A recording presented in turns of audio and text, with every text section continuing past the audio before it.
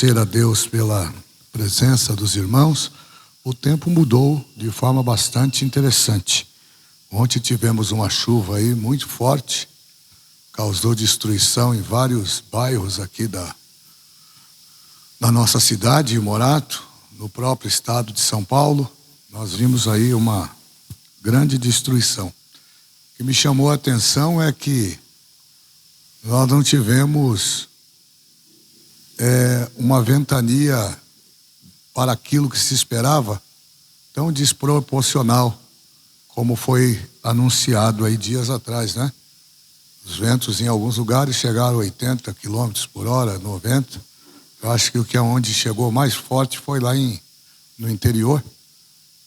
O vento chegou a 100 km por hora e simplesmente destruiu na sua totalidade a fábrica de automóveis da Toyota. Eu fiquei impressionado quando eu vi aquele amontoado de ferros retorcidos no chão. Aqui na capital paulista, né? Nós tivemos aí muitos problemas. Perus ainda está sem luz, muitos comércios fechados. Fico com pena daqueles que são comerciantes que cuidam de comida, né? Porque precisam de energia elétrica e não tem. Então a perca é muito grande.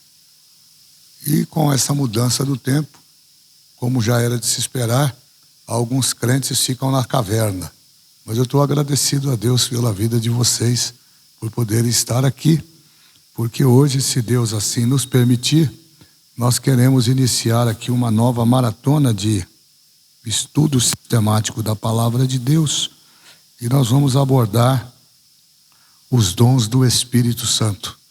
É algo que eu venho querendo falar com a igreja já há alguns dias, porque na condição de pastor da igreja, eu passo por algumas igrejas e eu fico preocupado quando eu vejo alguns comportamentos que não se coadunam com aquilo que a Bíblia ensina. E nós precisamos tomar muito cuidado, porque nós estamos vivendo um tempo de apostasia. E à medida em que nós não observamos o que está acontecendo, inclusive no ambiente do culto, nós nos tornamos presas fáceis para o nosso inimigo. Daí o porquê eu vejo a necessidade de falarmos um pouco desse tão relevante assunto. Hoje eu vou começar pela carta de Paulo aos Coríntios, a primeira carta, no seu capítulo 12, do verso 1 ao verso 13, para trazer uma leitura e uma explicação pedagógica. Vamos tentar entender aqui, pedagogicamente, o que são os dons do Espírito Santo. E depois nós vamos avançar. Eu tenho pelo menos aqui 7, 8 subtemas que vão levar aí algumas semanas. Alguns deles a gente vai vencer na noite e outros nós vamos levar um pouquinho para frente para poder entender. Mas hoje vamos começar com a nossa leitura inaugural com o capítulo 12 da primeira carta de Paulo aos Coríntios, versos 1 ao verso 13. A temática do capítulo fala acerca da diversidade de dons espirituais. Os irmãos encontraram? Podem comigo dizer amém? Então vamos lá. Como já é costume, eu leio um verso, os irmãos leem o seguinte: acerca dos dons espirituais, não quero, irmãos, que sejais ignorantes.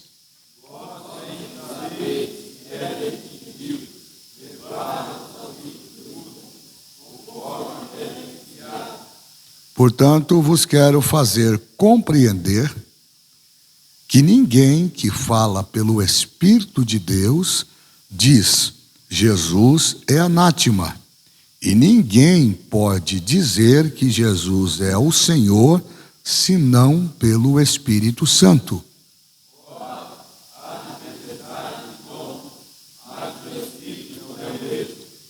E há diversidade de ministérios, mas o Senhor é o mesmo.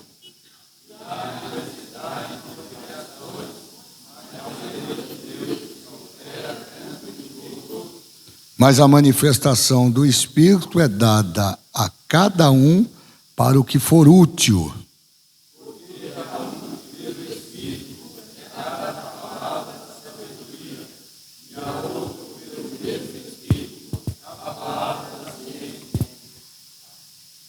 E a outro pelo mesmo Espírito a fé, e a outro pelo mesmo Espírito os dons de curar.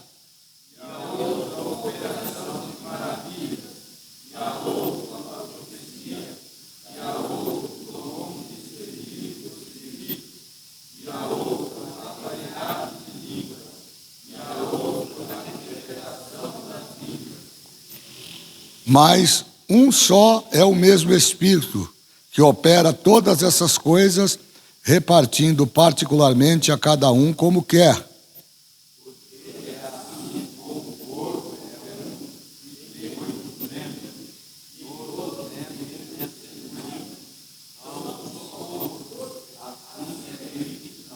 Vamos juntos, o verso 13? Pois todos nós fomos batizados em um Espírito, formando um corpo, quer judeus, quer gregos, quer servos, quer livres, e todos temos bebido de um Espírito. Quantos dizem amém? Vamos então orar ao Senhor. Maravilhoso Deus, eterno Pai,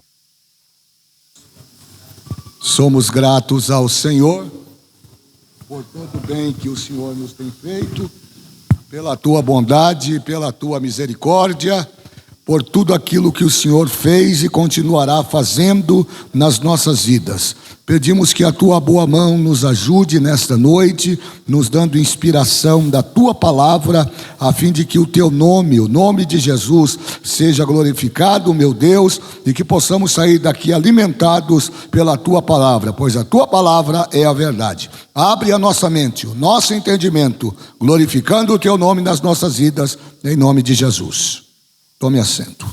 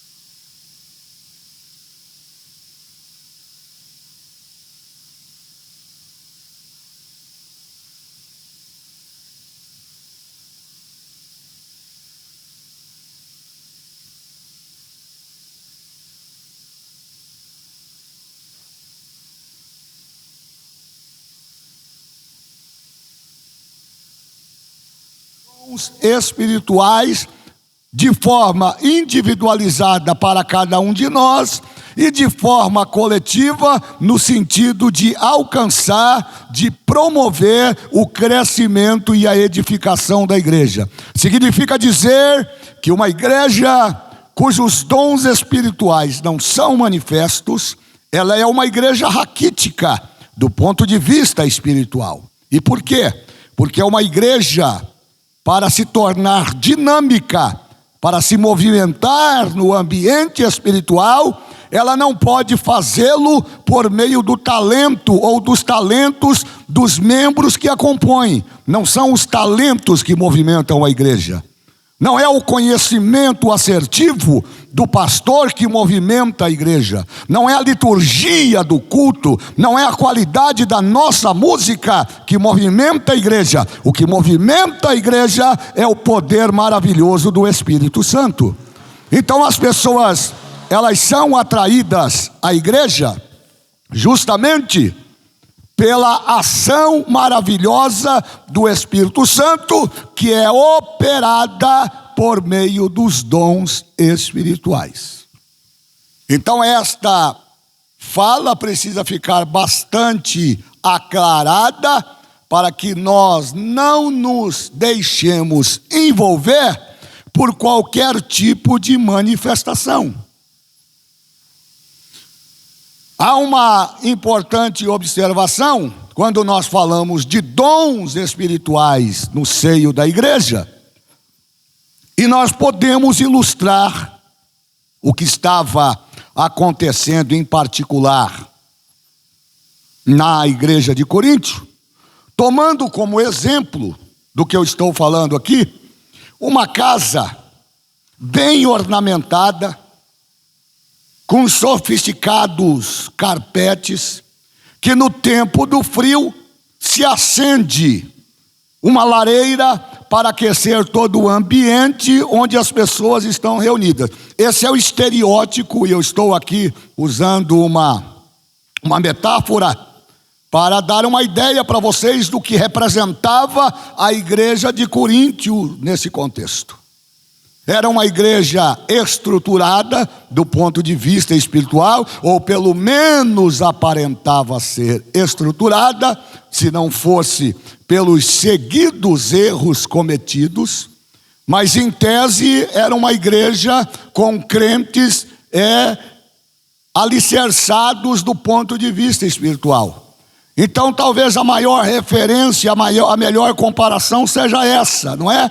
Essa igreja vista como uma casa ornamentada, muito bem organizada, muito bem definida, muito bem ajustada, com carpetes sofisticados, com uma lareira acesa, mas não, glória a Jesus, não podemos esquecer que o calor da lareira, ela é resultado do que, meus irmãos? O que é que promove o calor na lareira? O calor da lareira é resultado de madeiras que são queimadas, e a manutenção desse calor é resultado das brasas que estão no interior desta lareira. Ou seja, as brasas precisam estar acesas e elas precisam ter pessoas e ferramentas adequadas para que possam manusear essas brasas, a fim de que o calor possa ser distribuído e alcançar a ambiência da casa, tomando o cuidado para que de forma bastante extrema e cuidadosa não se permita que uma daquelas brasas saia fora da lareira e caia em um daqueles carpetes bonitos que enfeitam a casa, porque se isso acontecer, é perigoso pegar fogo nesses carpetes e incendiar a casa. Era exatamente esse o cenário da igreja de Corinto. A igreja tinha aparentemente crentes maduros, que deveriam ser o exemplo, que deveriam trazer consigo um espírito de discernimento das coisas espirituais, mas é fato que quando nós olhamos para o texto bíblico, nós vamos verificar que foram verdadeiros desacertos, descontroles que ocorreram naquela igreja. É por esta razão que o apóstolo Paulo vai então escrever esta carta. E ele manda este contundente, se é que eu posso usar essa expressão, ele manda essa dura mensagem à igreja de Corinto, tentando chamar a atenção deles à importância que eles deviam dar ao ensino da palavra com relação ao uso dos dons do Espírito Santo, para que eles mesmos pudessem cumprir nas suas vidas as finalidades dos dons que eles receberam do Senhor. Ninguém recebe dom para enterrar, irmão. Ninguém recebe dom para colocar na estante. Os dons que o Espírito Santo entrega a cada crente de forma individualizada, eles têm o objetivo de aperfeiçoar o crente que recebeu esse dom, mas também de abençoar, aperfeiçoar e fazer e crescer a igreja coletivamente, como ele descreve aqui, a igreja vista como um corpo, para que o nome do Senhor seja glorificado. Prestemos atenção então no capítulo 12, e nós vamos verificar nesse contexto, logo no início, que o apóstolo Paulo começa nos dando a ideia de que ele está respondendo uma pergunta. Ele está respondendo uma pergunta. E qual é a pergunta, pastor, que ele está respondendo? No verso 1 do capítulo 12. É que alguém lá em Coríntio mandou perguntar ao apóstolo São Paulo se Jesus era anátema, se ele era maldito. E Paulo, ouvindo aquilo, se choca com aquela declaração. Por quê? Porque ele tem nesta igreja excelentes referências no que tange a pregação do evangelho e o desenvolvimento espiritual de alguns crentes que ali estavam.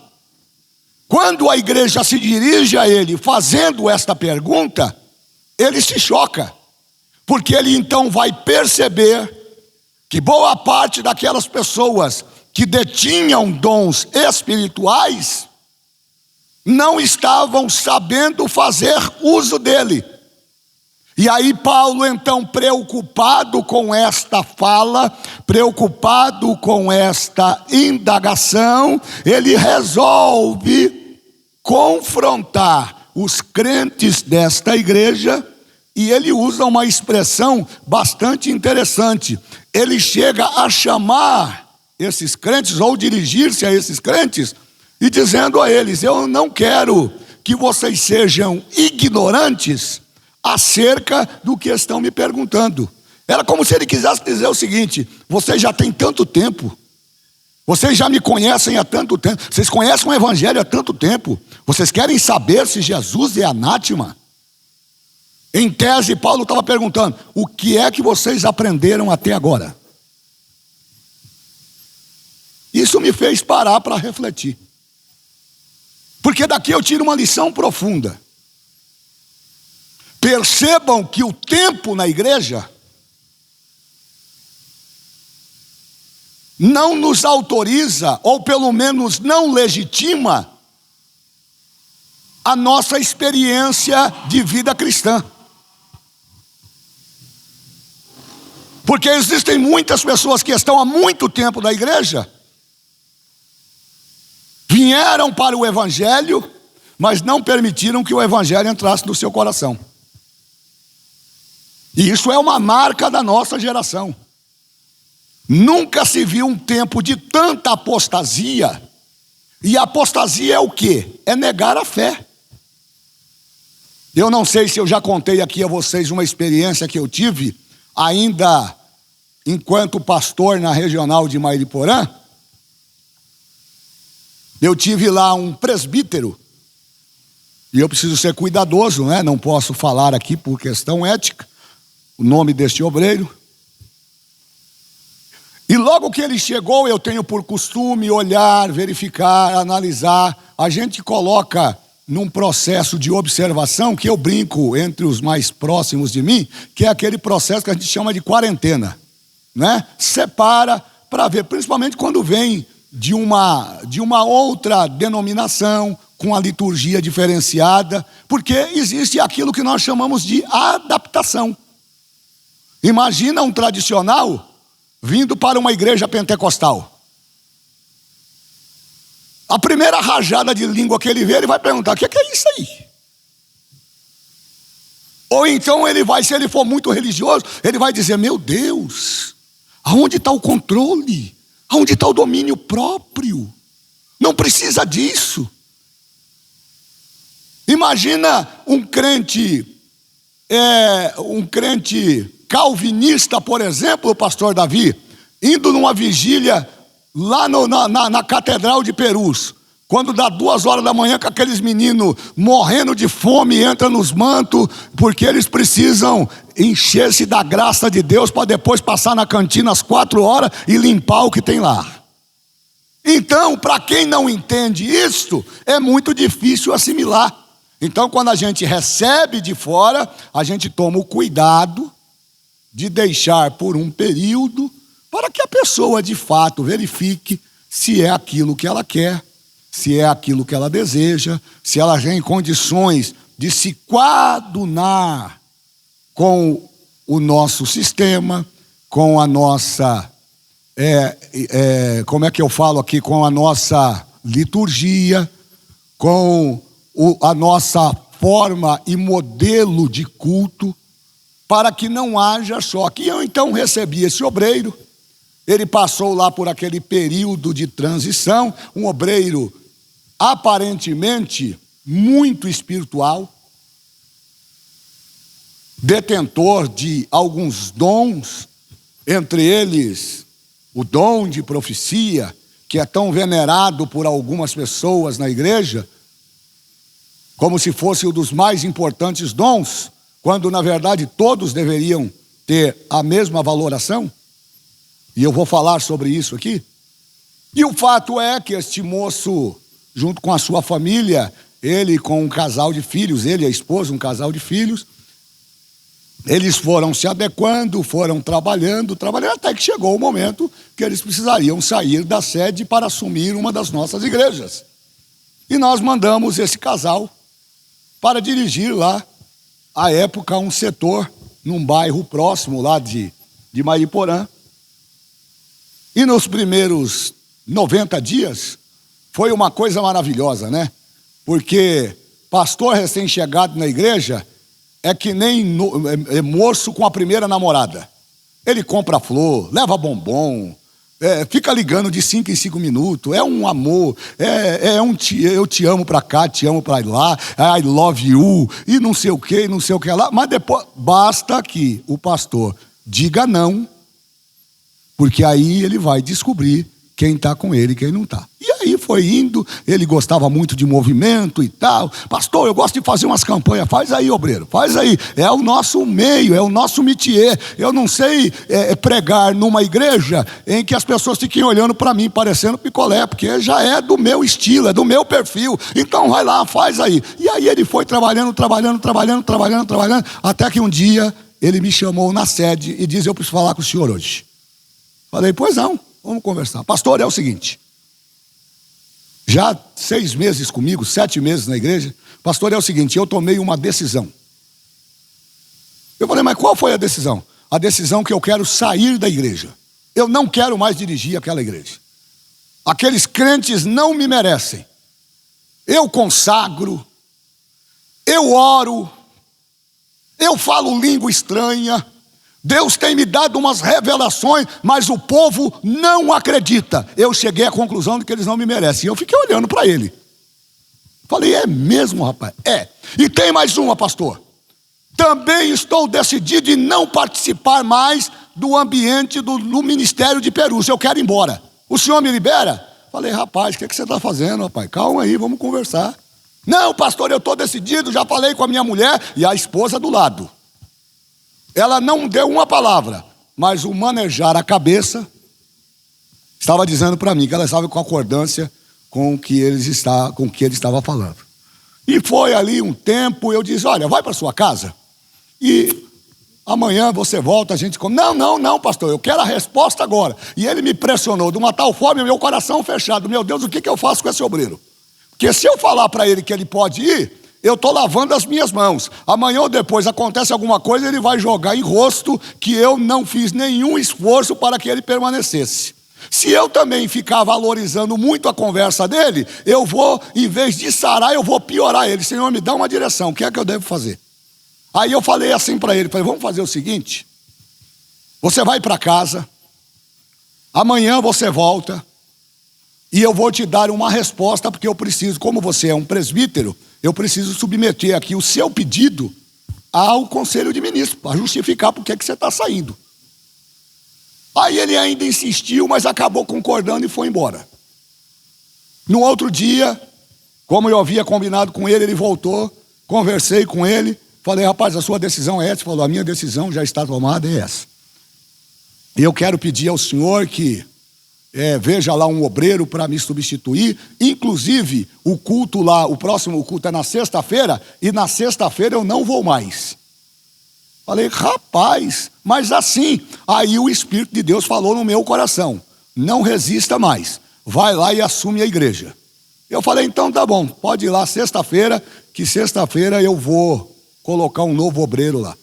E eu pedi para um dos nossos vices atender o trabalho, ele foi, chegou lá, o obreiro não foi. Nem para despedir da igreja.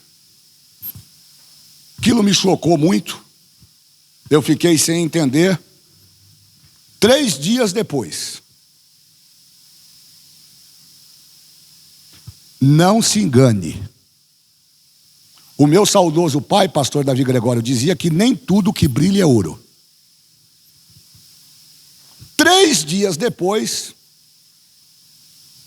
eu recebo uma mensagem logo pela manhã no WhatsApp, e a mensagem diz assim, alguém diz assim para mim, um dos obreiros, pastor, dá uma olhada na rede social do fulano. Eu olhei.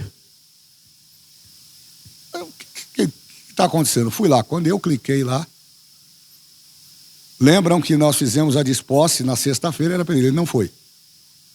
No domingo pela manhã, ele aparece com a esposa diante de um altar da Igreja Católica, batizando as 2 crianças dele.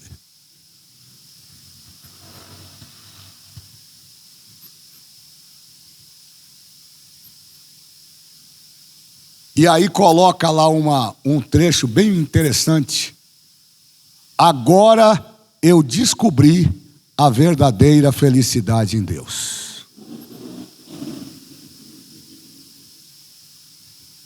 A pergunta que não quer calar é como é que você explica para a igreja que estava sob os cuidados desse homem que tudo aquilo que ele desenvolveu lá atrás, agora será preciso passar por um check-up para verificar a veracidade. Pastor, mas Deus não pode ter usado ele lá antes dele ter dado essa loucura? É que a loucura não dá na hora. A loucura é resultado de um processo. A doença não se manifesta na hora. Você não olha e fica doente de um minuto para o outro. A doença é resultado de uma série de outros fatores que vão levando você a ir definhando do ponto de vista físico e também do ponto de vista espiritual, até que chega num limite em que o seu corpo não dá mais conta. Vocês viram aí agora esse menino que tirou a sua vida aí de forma desastrosa? O que eu já ouvi de absurdos nas redes sociais, mas o fato é que havia ali uma doença consolidada e que só se fez aflorar à medida em que nós começamos a confrontar a luz da palavra. Então preste muita atenção nisso, porque neste caso aqui, da carta de Paulo aos Coríntios, Paulo está respondendo a pergunta. Ele está dizendo de forma imperativa que esta era uma pergunta que ele não esperava que essa igreja fizesse. Ora, como é que vocês estão perguntando para mim se Jesus é anátema ou era anátema? E aí ele usa essa expressão no verso de número 1, acerca dos dons espirituais. Não quero, irmãos, que sejais ignorantes. E ele justifica isso no verso 2. Olhe para o passado de vocês. Olhe para o passado de vocês. Olhe a condição que vocês estavam. Vocês eram gentis. E no tempo da ignorância de vocês, vocês eram levados a adorar ídolos mudos. Vocês não sabiam o que estavam fazendo, mas lá estavam vocês. Os ídolos não viam, não ouviam, não falavam, não sentiam, mas vocês estavam lá, oferecendo culto a estes ídolos, oferecendo adoração a estes ídolos. Portanto, agora, diz ele no verso 3, quero vos fazer compreender que ninguém, e isso é forte, ninguém pode falar pelo Espírito de Deus, ou ninguém que fala por intermédio, por meio do Espírito de Deus, pode afirmar que Jesus é anátema. Ninguém pode dizer que Jesus, e ninguém pode dizer que Jesus é o Senhor, senão pelo Espírito de Deus. E aí ele faz um dueto. Num primeiro momento, ninguém que fala pelo Espírito de Deus diz que Jesus é maldito. E, consequentemente, não falando que Jesus é maldito porque tem o Espírito de Deus, ninguém pode dizer que Jesus é o Senhor, senão pelo Espírito de Deus. Então ele vai mostrar que existe uma coerência entre o Espírito de Deus e aquele que é escolhido para ser detentor, possuidor do dom. Preste atenção, não é dono do dom, é possuidor do dom. O dom não é seu, irmão.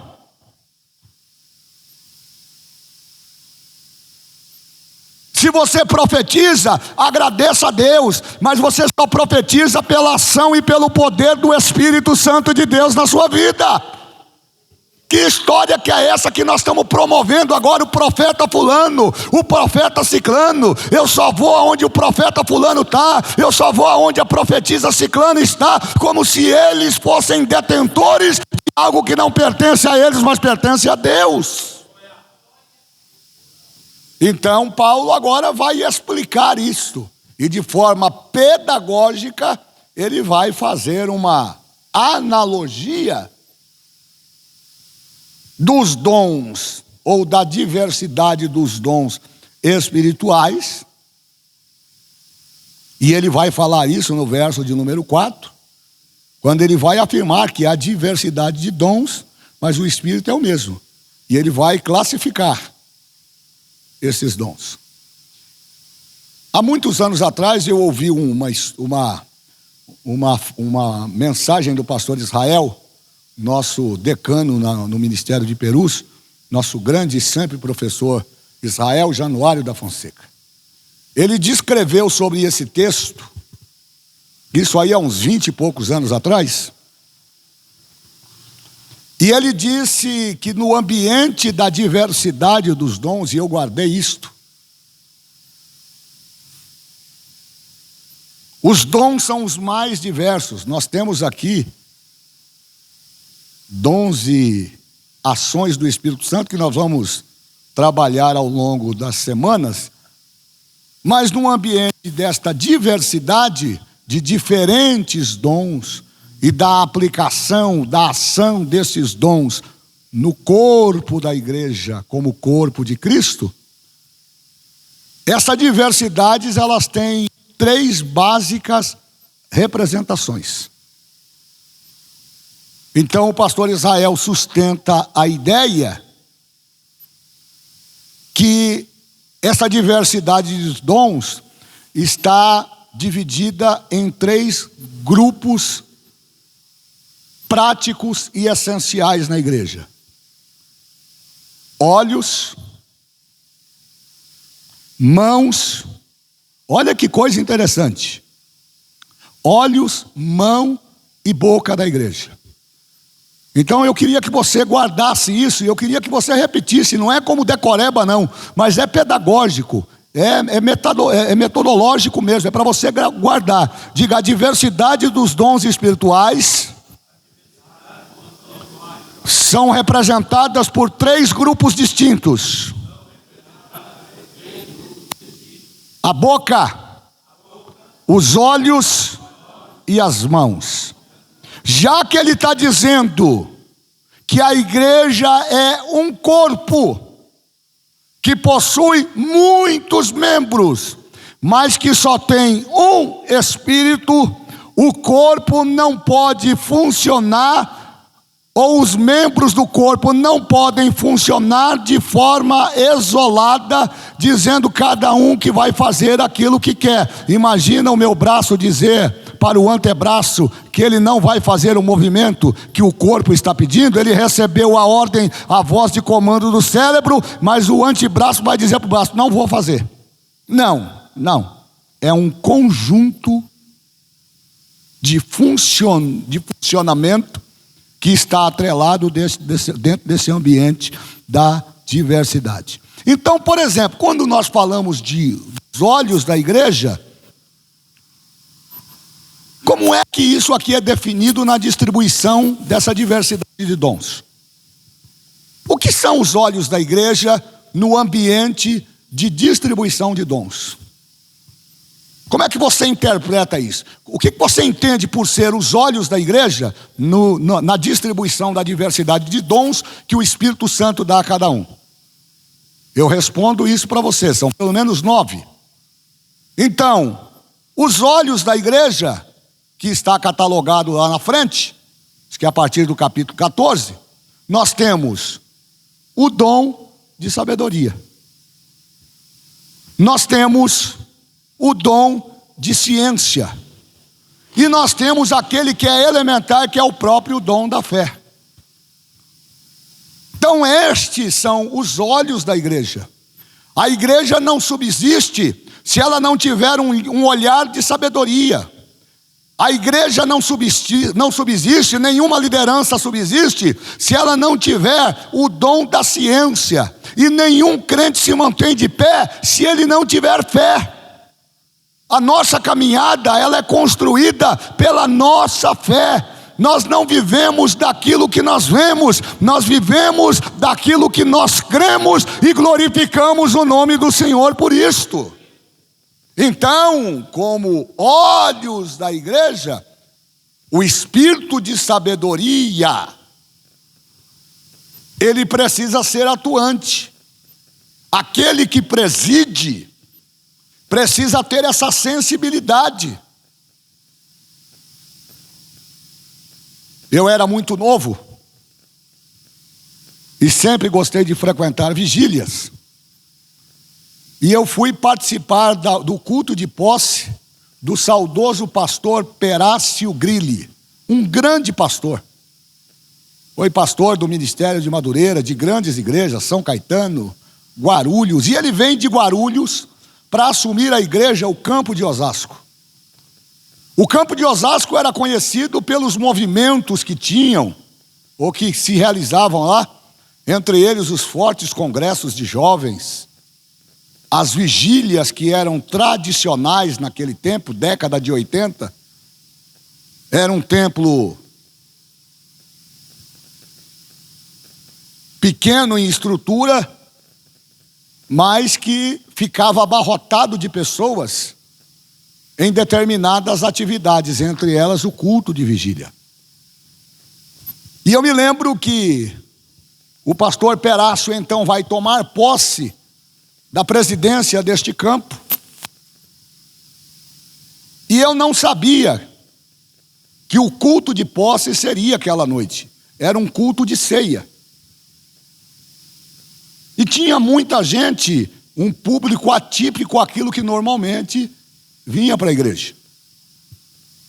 E quando eu cheguei lá, O culto de posse transcorreu, ele foi empossado. Quando terminou o culto de ceia, ele falou assim, eu era pregador itinerante, vivia pregando pelas igrejas, ele falou assim para mim, fique aí, participe aí de um período da vigília, que eu vou te dar uma oportunidade para você dar uma palavra. E eu fiquei todo feliz, né? Pregador novo, né? Recebendo a oportunidade de um homem com aquele peso, com aquele quilate, falei, é comigo mesmo, pastor.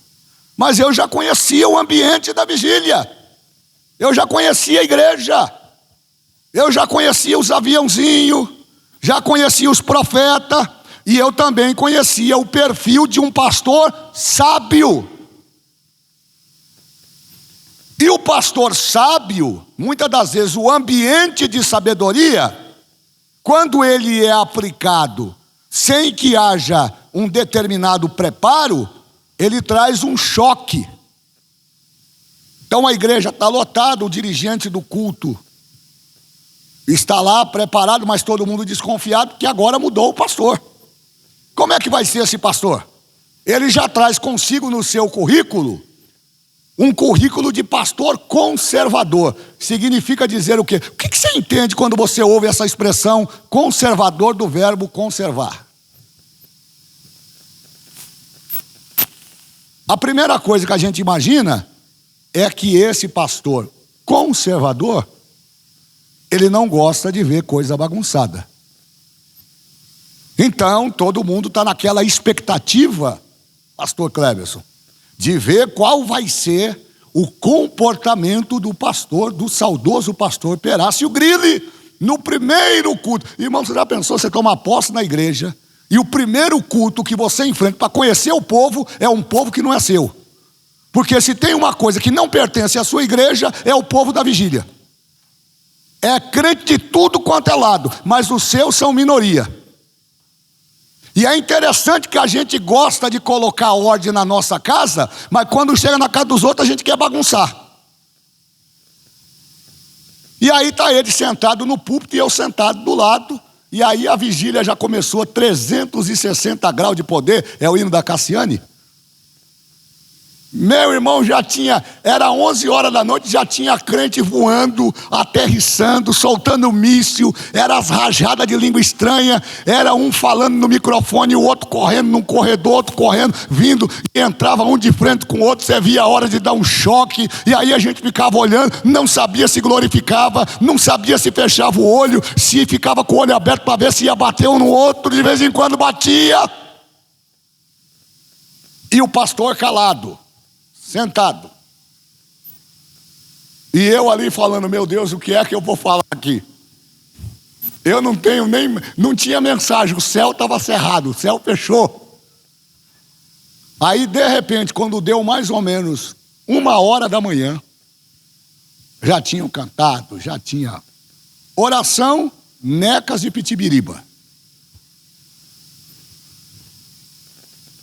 Quando foi 1h da manhã, o pastor da igreja, diga comigo, o pastor da igreja. Irmão, não se engane. Não leve as coisas para o lado pessoal. Respeite a autoridade espiritual. Porque é Deus quem levanta. Não é a igreja que escolhe pastor. Jeremias diz lá no capítulo 3 que Deus é quem dá pastores à sua igreja. Pastor, saudoso pastor, levantou Wesley. E ele não pediu licença. Ele foi até a frente da tribuna e ele pegou o microfone. Quando ele pegou o microfone, irmãos, o que eu estou dizendo para vocês, eu vi, eu presenciei. Como diz o Adalto que me apresentou agora na Câmara aí na quarta-feira passada, ele está aqui de corpo presente. Né? Eu fiquei pensando comigo, é o nosso vereador Adalto, né? Eu estava lá então de corpo presente. Quando ele botou a mão no microfone, a profeta no fundo da igreja gritou de lá: não põe a mão nesse microfone porque você não é digno. Esse profeta tem juízo? Esse profeta tem juízo, irmão? Sim ou não? Quanto é que vocês acham que tem? Porque de repente pode ter, toma cuidado com o que você vai responder. Porque se o pastor for quebrado, agora, Deus tem o propósito de fazer esse tipo de teatro? Se os dons eles são para aprimorar, para gerar crescimento na igreja, qual é o interesse que Deus tem de expor, a não ser que seja em um caso específico e necessário, como eu também já vi?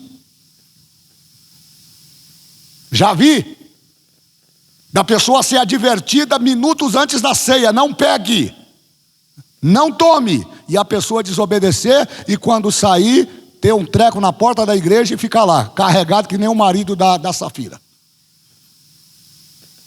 Mas a profeta estava cheia, não sei do que. A única coisa que ela não estava cheia era de Deus.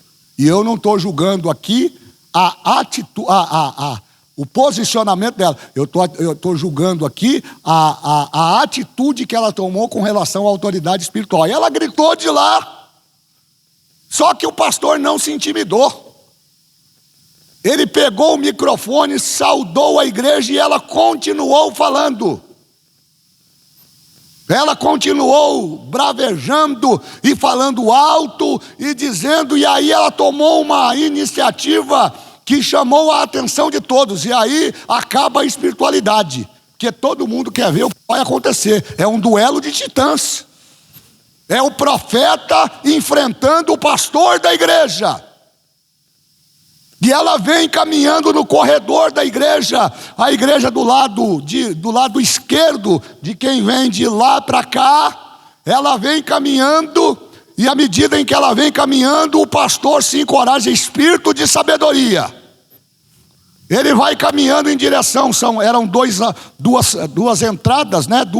Dois lances de escada, um de cada lado do púlpito. Ele vai para o lado esquerdo, e quando ela chega mais ou menos no meio aqui desse banco, que ela levanta a mão para continuar falando, ele simplesmente levanta a mão dele e com uma voz calma. Diga comigo, calma. Porque quando Deus está num negócio, não precisa estardalhaço. O dom não é seu, o dom é de Deus, mas o Deus que dá o dom também dá autoridade para que o dom seja usado com eficiência. Ele levantou a mão e quem estava no púlpito ouviu. E ele disse assim: o Senhor te repreenda agora. O profeta caiu estribuchando no chão. Isso aqui eu vi, irmãos, isso aqui eu vi. Porque se ela caísse e ficasse quieta, mas ela ficou parecendo uma cobra passando embaixo dos bancos. Aí ele, cheio de autoridade, com espírito de sabedoria, desceu, chamou algumas irmãs que estavam ali, rapidamente pegaram lá uma espécie de toalha, eu não sei o que foi, um pano que pegaram, cobriram essa irmã, algumas pessoas já segurando ela, e ele, de forma equilibrada, direcionada por Deus, ele se inclinou, não colocou a mão sobre a cabeça dela, mas ele colocou a sua mão a um palmo de distância da fronte daquela mulher, e novamente repreendeu agora o espírito maligno que estava atuando na vida dela. Quando ele declarou: você está repreendido no nome de Jesus, ela deu um grito, levantou e começou: meu Deus, o que está acontecendo? Onde é que eu estou? O que aconteceu? Oh, pastor, o que aconteceu? E ele nada falou, voltou para o púlpito e falou para mim: agora prepara a mensagem e deixa Deus te usar. Não tem mensagem, irmão, porque a mensagem já foi pregada. Agora, se o pastor não tem o dom de sabedoria como olhos da igreja, aí eu fiquei perguntando para mim: mas eu conheço ela, há quantos anos ela não está profetizando aí? Há quantos anos não está botando a mão na cabeça do povo? Irmão, aprenda uma lição pedagógica: não deixe que ninguém coloque a mão na sua cabeça. A sua cabeça representa o ambiente de autoridade. Vá na minha casa, pega o meu filho e tente botar a mão na cabeça dele para você ver. Tente botar a mão na cabeça da minha esposa. Porque isso eu ensino dentro de casa. O sacerdote da minha casa sou eu. Se eu não tiver condição de estender a minha mão, impor as minhas mãos sobre a cabeça da minha mulher e do meu filho, quando haja necessidade específica, o que é que eu estou fazendo aqui?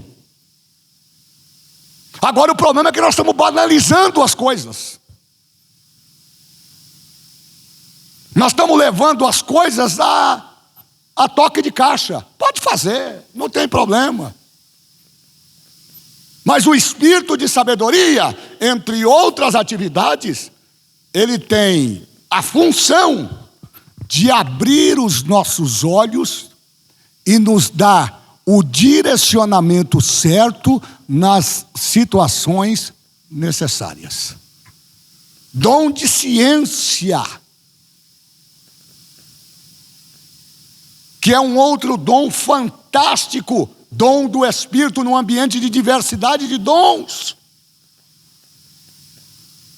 A capacidade de interpretar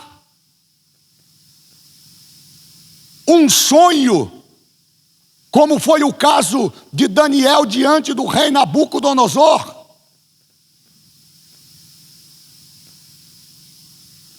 Que foi o caso de José, ainda quando estava lá na masmorra, junto com o copeiro e com o padeiro. Que dom é este, senão o Espírito Santo que dá a interpretação? Porque o Espírito Santo não tem meio termo não, irmão. Se ele falou, e a gente sabe quando é ele que está falando. Sabe ou não sabe, irmãos? Sabe ou não sabe? Quem é que já teve a experiência, por exemplo, do ambiente da profecia? A pessoa vem e faz um... Eu não estou aqui pregando contra quem é usado, não. Eu tô combatendo os excessos que eu estou vendo aí. Isso me preocupa. Porque faz um estardalhaço, faz, com todo respeito, faz-se um teatro. Porque isso dá like na internet. Isso aí faz crescer a rede social. E depois posta lá. É que nem aquele camarada que prega e depois posta lá: hoje quebrou tudo. Quebrou o quê, irmão? Eu fico doente com essas conversas, irmão. Eu não aguento mais isso. E aí eu tenho que falar para vocês me ajudarem em oração. Esses dias eu falei em casa: ou eu estou ficando velho, ranzinza, ou o negócio está tomando um outro rumo. Porque Deus não tem propósito de envergonhar ninguém. Dom espiritual é para fazer a igreja crescer em Deus e ser abençoada. Isso aqui não é teatro, irmãos. E eu vou enquadrar aqui uns pastores da Regional de Morato, que deixam nas suas igrejas o pessoal fazer o que quer. Uns crentes quebrados que fica na internet torcendo por time de futebol. Esses dias me apareceu uma lá com a camisa do time de futebol. Daqui a pouco eu estou indo para o estádio e de noite está cuspindo fogo, labareda, brasa. Não pode sair duas águas da mesma fonte. Ou você é de Deus ou você não é de Deus. E vamos parar com esse negócio que Deus me disse, Deus me falou, Deus me revelou. Quando Deus revela, Ele revela mesmo, e o nome dEle é glorificado naquilo que Ele falou. Agora, o que não dá é para a gente ver esse tipo de brincadeira que nós estamos vendo aí. As pessoas usando os dons espirituais para autopromoção pessoal. Hoje já tem o título de apóstolo, né? Qual que é? Na hierarquia, qual que é o próximo agora? Qual que é o próximo aí, Aureliette? Professor Aureliette? Que apóstolo já tem, né? Bispo já tem. Hã? Não, querubim também já tem. Tem o que? Semideus. Semideus. Aliás, semideus só tem na mitologia grega, né? Vocês sabiam? A mitologia grega conta essa ideia de semideus. Né? Então, os gregos acreditavam nisso, né? Que os deuses do Olimpo desciam e se relacionavam com as mulheres, e deste relacionamento, dessa conjunção carnal, que esse é o nome que se dá, nasciam os então semideuses. Eram humanos com poderes extraordinários. Isso é só na mitologia.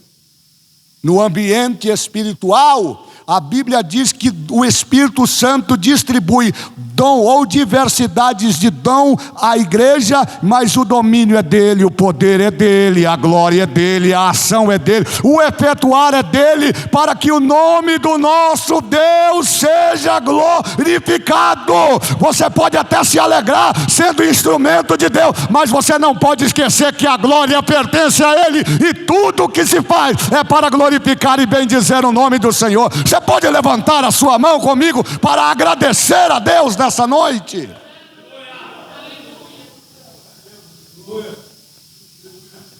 Sendo assim, o apóstolo Paulo chamou de ignorante uma igreja que tinha todos os dons espirituais. Isso aqui me chocou, Lucas. Mas como é que você fala que não tem entendimento? Uma igreja que, entre outras coisas, tem todos os dons estabelecidos e firmados dentro dela. Olhe lá para a carta aos Coríntios, irmão. Leia lá para você ver. Aliás, esses problemas já começam lá atrás, né? Quando insurge lá um grupo de obreiros lá, que tem uns obreiros que é só pela misericórdia, irmão. Não, essa igreja está aqui, mas foi eu que plantei. Não, eu plantei, eu ajudei, mas eu não ajudei ele não, eu sou do outro grupo. A igreja permite, irmã Daiane, a distribuição, a diversidade de dons. Mas o Espírito não causa divisão. Precisou Paulo aparecer. O negócio é o seguinte: não é Paulo, não é Apolo, não é Cefas. Então quem é apóstolo? É Deus. Diga aí para o teu irmão: quem faz a igreja prosperar é Deus. Quem faz a igreja crescer é Deus. Esses dias eu fiquei sabendo que eu tenho aqui um obreiro abençoado que diz: rapaz, eu não gosto daquele pastor, mas uma coisa eu tenho que admitir: ele prega demais, porque a igreja estava vazia quando ele chegou e agora a igreja está... Mas quem falou para você que é eu que encho a igreja?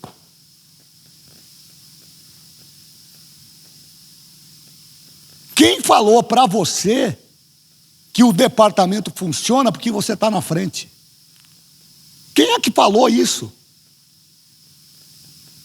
Paulo repreende os coríntios lá no capítulo 3, dizendo: o Paulo plantou, o Apolo regou, mas é Deus, diga comigo, Deus, é Deus quem dá o crescimento. Se Deus não colocar as mãos e não aperfeiçoar os dons, a igreja não cresce, ela fica raquítica. Olha aqui para Coríntios, essa igreja tinha todos os dons, não é eu que estou dizendo, é o texto. Mas mesmo assim, eles mandaram perguntar se Jesus era anátema. O que a gente faz com esses crentes, irmão? Que fica dizendo assim: será que foi Deus mesmo? Não foi Deus não, foi tu. Só acredito vendo. Então morra sem acreditar. Está fazendo o que aqui se não acredita? Se não crê, está fazendo o que aqui? Pastor, mas o senhor está sendo muito duro. Não, estou sendo crente verdadeiro.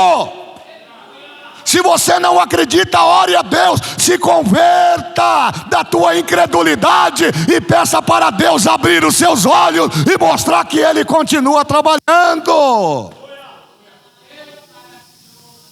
Ou vocês esqueceram do que diz Isaías 64, verso 4. Desde a antiguidade não se viu, nem tampouco com os olhos.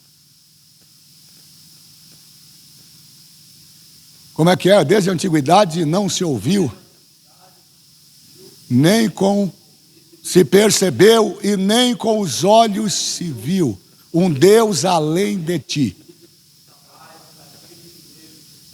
Dá uma olhada para o teu irmão e diz aí para ele: Deus está trabalhando, irmão.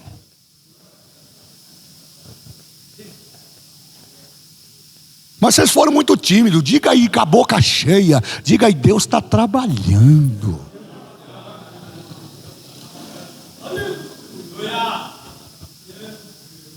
Você acha que Deus perdeu o controle, irmãos? Você acha que Deus deixou a igreja passar por todas as fases que ela passou, para, como dizem aí os carioca, morrer na praia?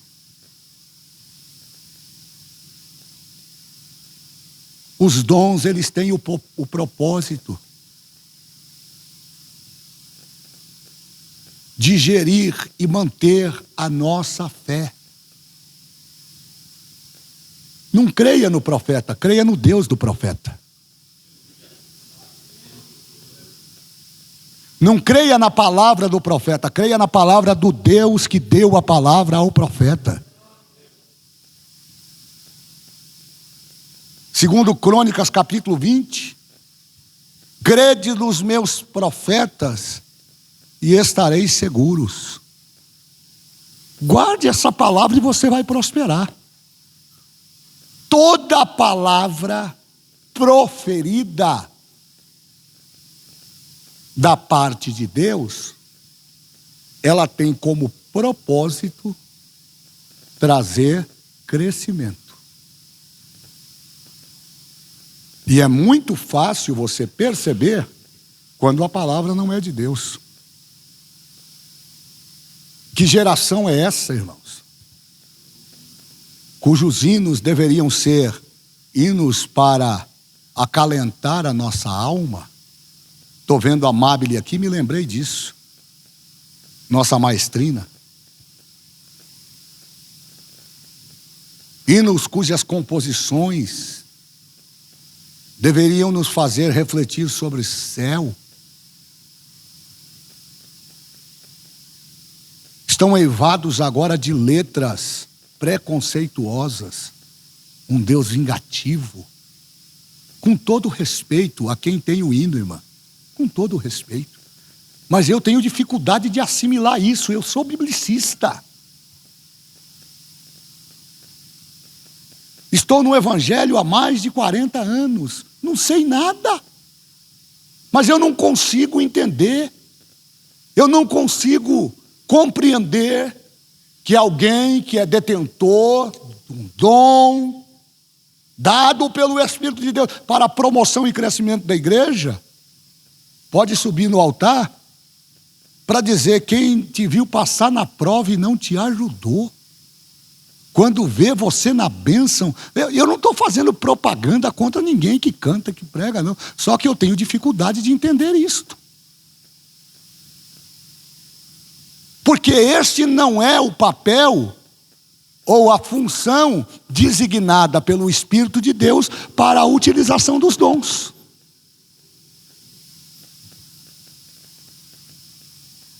É a mesma coisa da profecia. Qual é o tríplice papel da profecia? Exortar, consolar e edificar. Como é que eu posso dizer que uma declaração dessa me edifica? Se você está aflorando no meu sentimento um desejo de disputa desequilibrada do ponto de vista espiritual. Que Deus é esse?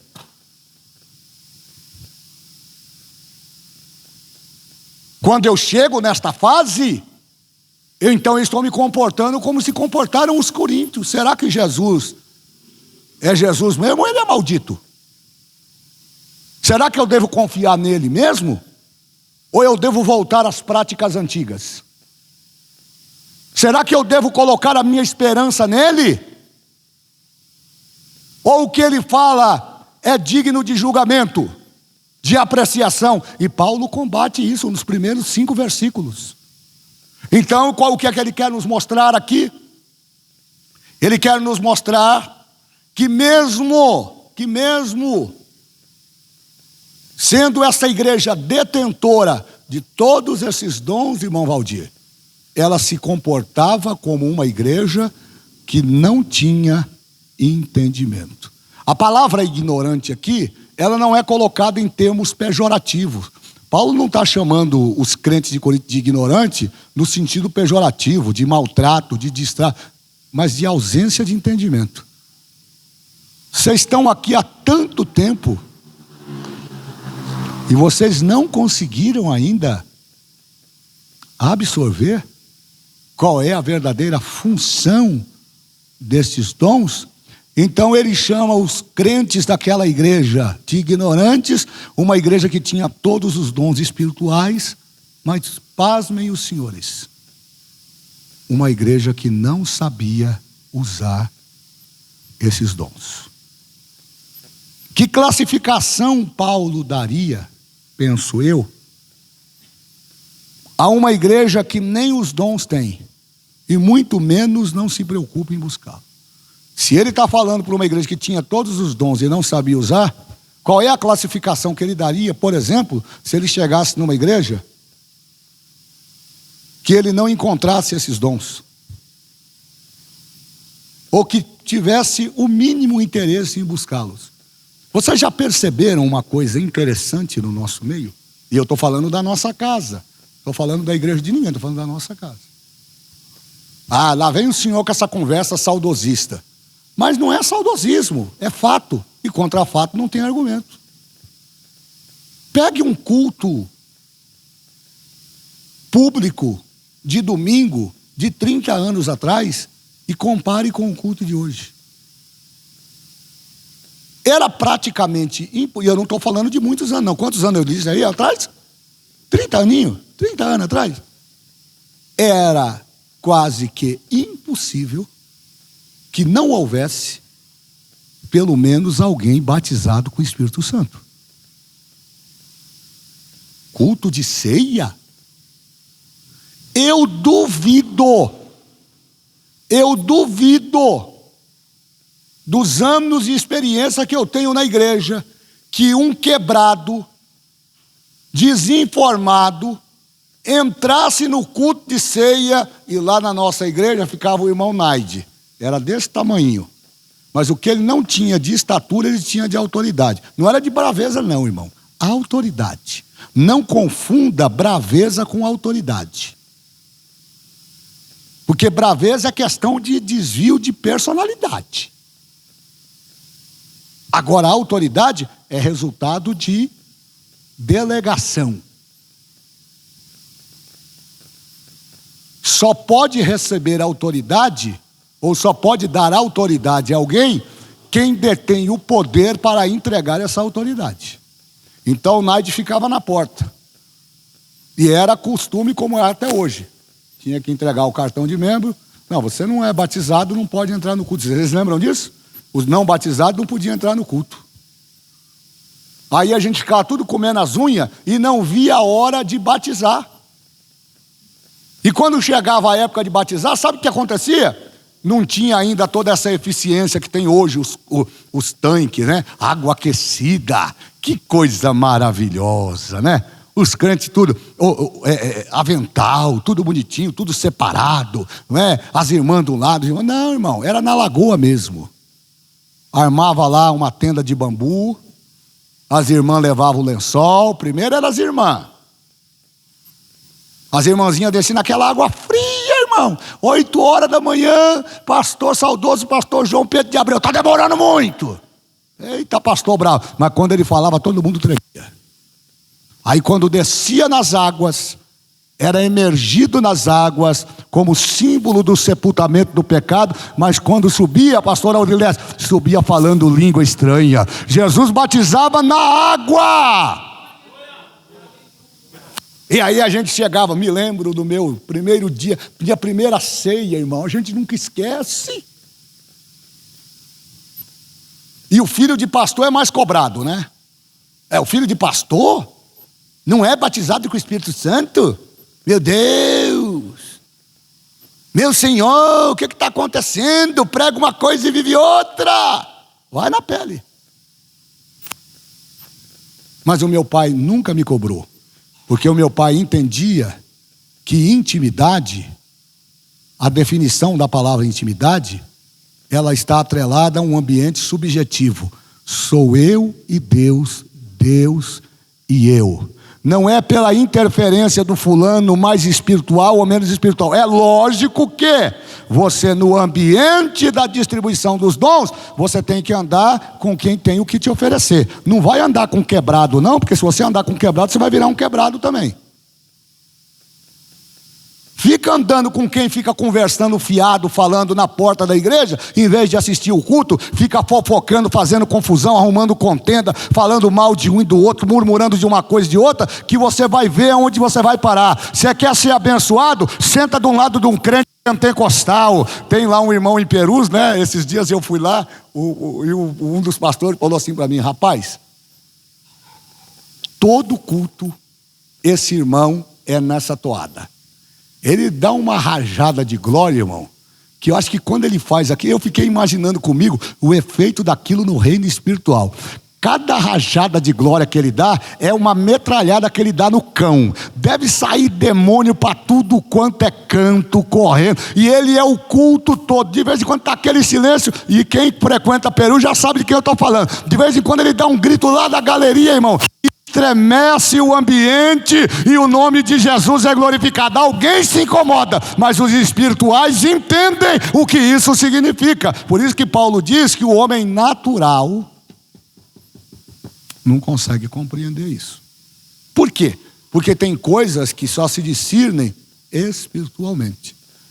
Então, voltando aqui para a gente terminar, e eu vou parar por aqui.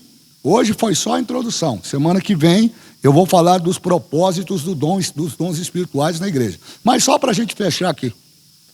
Então, 30 anos atrás, quando se entrava no culto de ceia, uma das coisas mais comuns fazia parte da estrutura do culto. O que, pastor?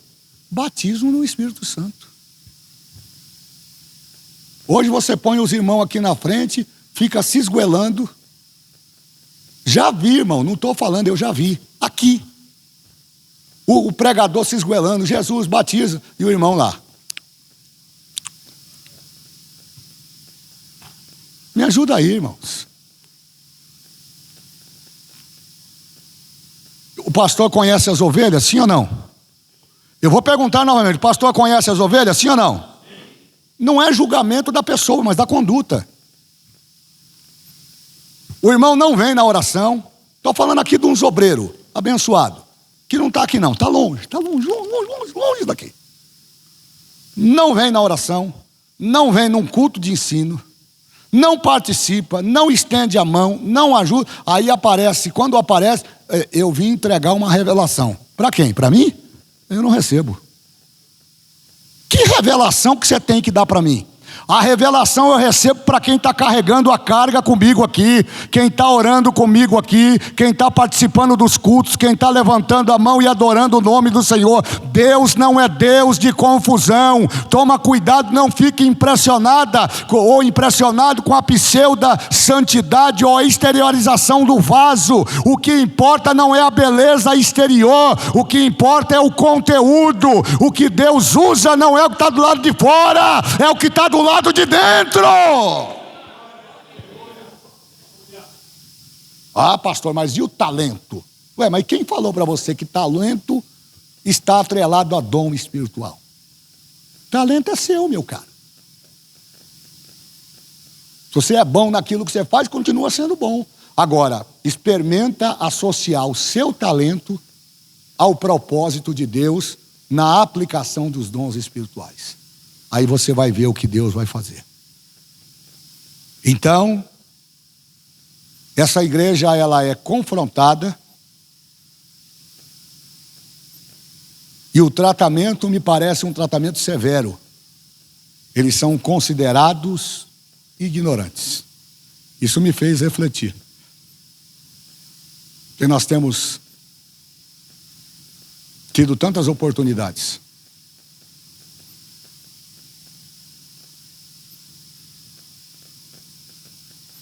E pouca valorização. E não é valorizar o pastor. Não se engane, o pastor é transitório. O pastor está aqui hoje, amanhã ele vai embora e virá outro. A questão não é essa.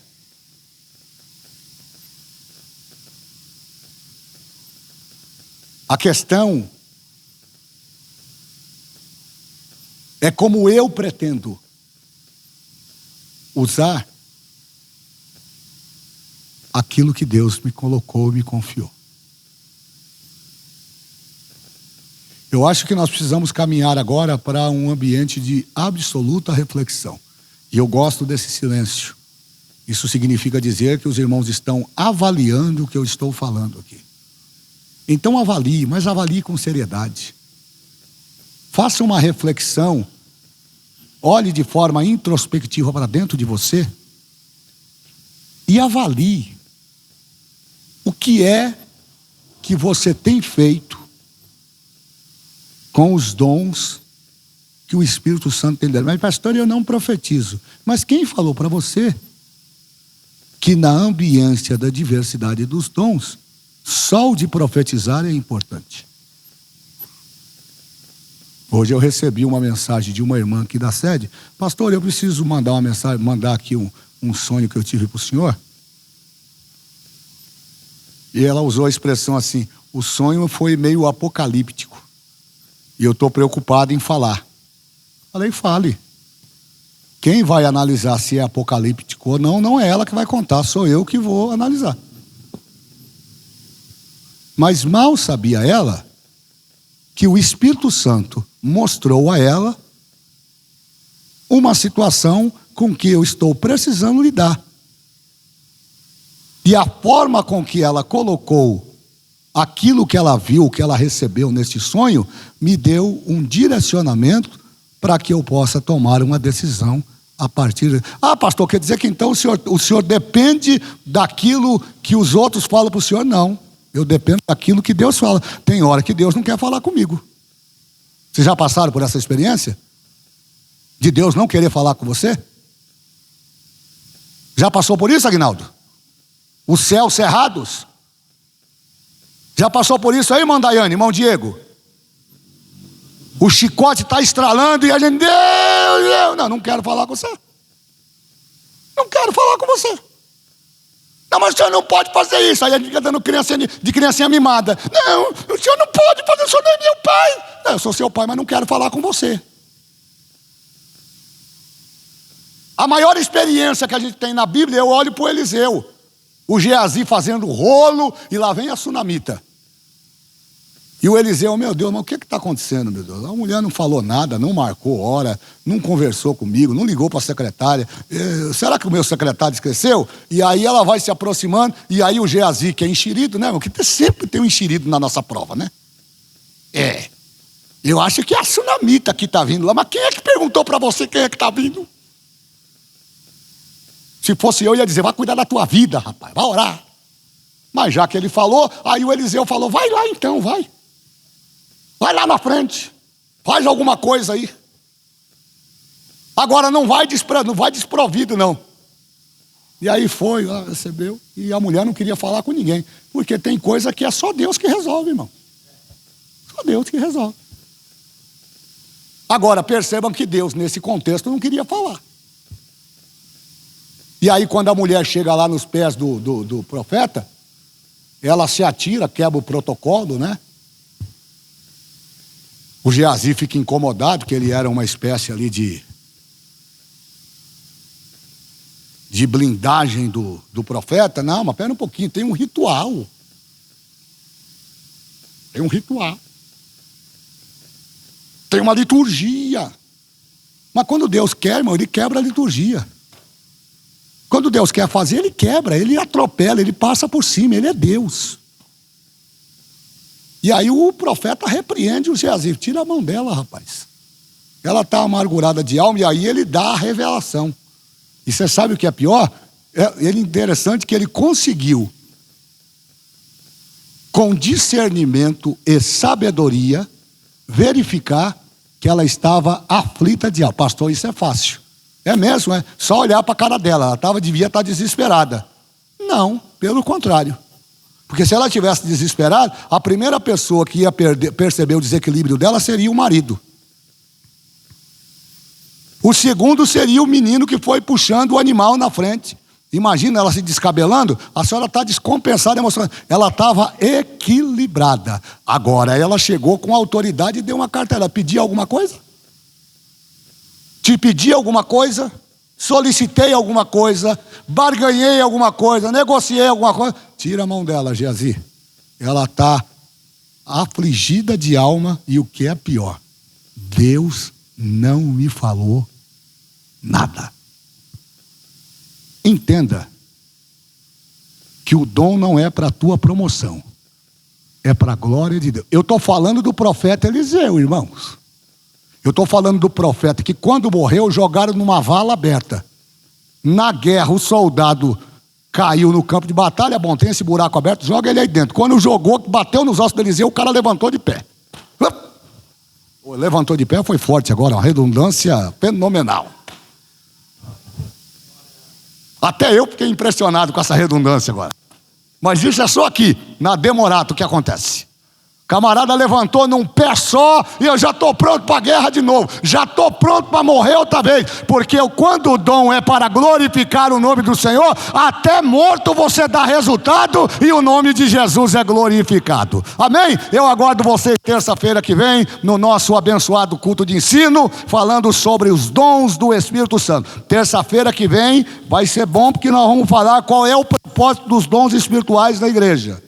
Não é? Eu vou mostrar que os dons espirituais são dádivas poderosas, que não são concedidas por meritocracia. O que é meritocracia, Wesley? O Espírito Santo, rapaz, o Wesley é um cara legal. Fica aqui na frente da câmera aqui para o pessoal conhecer você. Vem aqui, vem aqui logo, rapaz. Não, vai cortar nada. Fica aí olhando para o povo aí. O Wesley é um cara legal. Vou dar um dom de profecia para ele. Não é assim que funciona, não. O Espírito Santo sabe qual é o vaso que ele vai usar e qual é a medida que o vaso tem capacidade de receber da porção que vai ser derramada. Eu quero que você levante a tua mão, porque eu vou orar. Vamos ficar de pé porque é melhor. Porque eu quero orar. E o Espírito de Deus que usa a minha boca, eu estou sentindo a presença de Deus aqui. Ele vai capacitar alguns crentes dessa sede regional e vai distribuir diversidade de dons espirituais para que você seja instrumento para glorificar e bendizer o nome do Senhor. Feche os teus olhos e nós vamos orar. Maravilhoso Deus e eterno Pai, nós te agradecemos pela oportunidade de estarmos reunidos nesta noite na tua casa para falar acerca da tua tão preciosa e maravilhosa palavra. Que o Senhor possa nos abençoar, nos conceder capacidade, resiliência para absorvermos tudo aquilo que o Senhor, por intermédio da tua palavra, tem nos orientado e nos ensinado. Deus, prepare o nosso coração para que o Espírito Santo possa atuar de uma forma extraordinária em nossas vidas e que possamos ser instrumentos nas tuas mãos para que através dos dons, das diversidades de dons, nós possamos glorificar o teu nome e ver a tua igreja avançar e crescer para a glória do nome de Jesus. Amém.